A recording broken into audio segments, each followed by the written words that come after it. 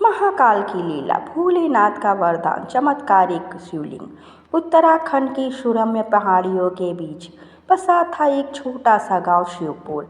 नाम के अनुरूप वहां हर दिशा में शिव की गूंज थी। लोग भोलेनाथ को अपना पिता मानते थे और दिन की शुरुआत हर हर महादेव से होती थी। लेकिन समय के साथ आस्था कमजोर पड़ी, मंदिर उजड़ गया और शिव की मूर्ति तक टूट गई थी।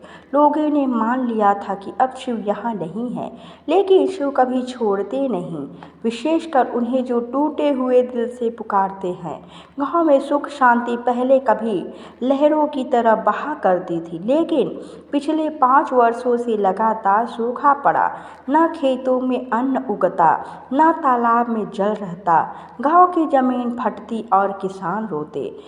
सभी ने सरकार, किस्मत और यहाँ तक कि आसमान को दोष देना शुरू कर दिया, पर कोई भोलेनाथ की ओर नहीं झांकता।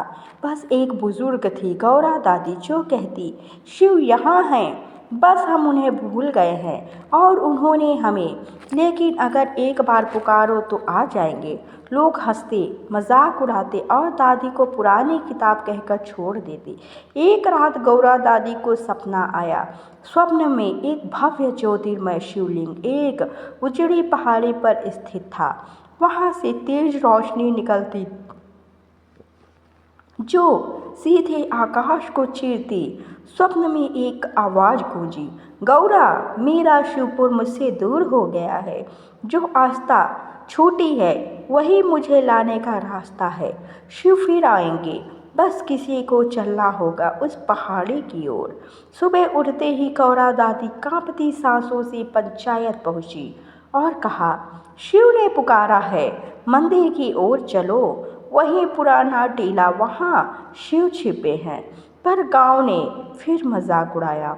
गांव में एक 13 साल का बालक था, कान्हा, जो बचपन से अनाथ था। गौरा दादी ने ही उसे पाला था। वह बहुत शांत परंतु बहुत श्रद्धालु था। उसने दादी से कहा, अगर बाबा ने बुलाया है तो मैं चलूँगा, चाहे पहाड़ी टूट जाए, पर मैं शिव को ढूंढ कर लाऊंगा। गौरा की आंखें भर आई। लोगों ने मना किया, डराया, वहाँ भूत है, जंगली जानवर है, वहाँ कोई मंदिर नहीं, केवल पत्थर है। लेकिन बालक अगले ही दिन एक लोटा जल, कुछ फूल और दादी का आशीर्वाद लेकर पहाड़ी पर निकल पड़ा। चढ़ाई कठिन थी, पर बालक के भीतर श्रद्धा की ज्वाला थी। जब वह टीले के पास पहुंचा, वहां कोई मंदिर नजर नहीं आया, बस बिखरे हुए पत्थर, जले हुए पेड़ और वीरान शांति। पर अचानक एक पत्थर से टकराकर उसके पांव से खून बहा। जब उसने हाथ से मिट्टी साफ की, वहां से एक गोल चिकना काले रंग का शिवलिंग प्रकट हुआ।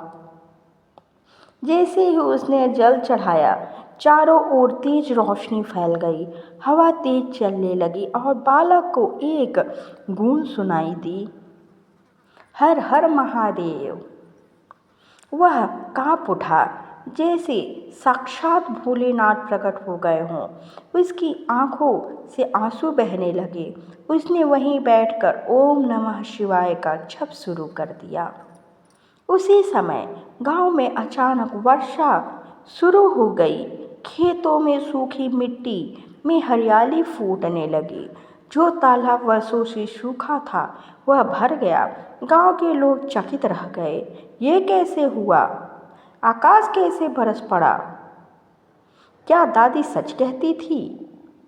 तभी एक किसान दौड़ता आया, गौरा दादी, वो पहाड़ी से तेज रोशनी आ रही है और कान्हा वहां गया है। कान्हा ने अपनी आंखों से शिवलिंग से एक धुंधली आकृति को उड़ते देखा। वह भोलेनाथ थे, रुद्र रूप में, पर मुस्कान लिए। भोलेनाथ बोले, बच्चे, तूने पुकारा श्रद्धा से और मैं आया। ये शिवलिंग अब गांव का आधार बनेगा। कान्हा ने रोते हुए कहा, बाबा, बस गांव फिर से हंसता रहे, लोग आपको याद करें। भोलेनाथ बोले, जब तक यह शिवलिंग रहेगा शिवपुर संकट में नहीं पड़ेगा, लेकिन यदि लोग भीड़ भुला दे तो मैं मौन हो जाऊंगा। और कहते ही तेज प्रकाश हुआ और शिवलिंग धीरे धीरे पहाड़ी से ऊपर उठकर नीचे गांव के मंदिर के स्थान पर जाकर विराजमान हो गया। लोगों ने आंखों से चमत्कार देखा। उन्हें अब कोई संदेह न था। सबने मिलकर उस स्थान पर भव्य मंदिर बनवाया। कान्हा को गांव का पुजारी बना दिया गया। गौरा दादी मुस्कुरा रही थी। देखा, शिव हमेशा कहते हैं, बस हमें बुलाना होता है।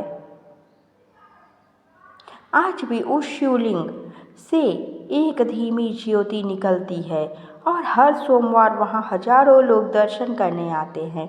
कोई कहता है उस शिवलिंग से आवाज़ आती है, जब जब श्रद्धा बुलाएगी शिव आए।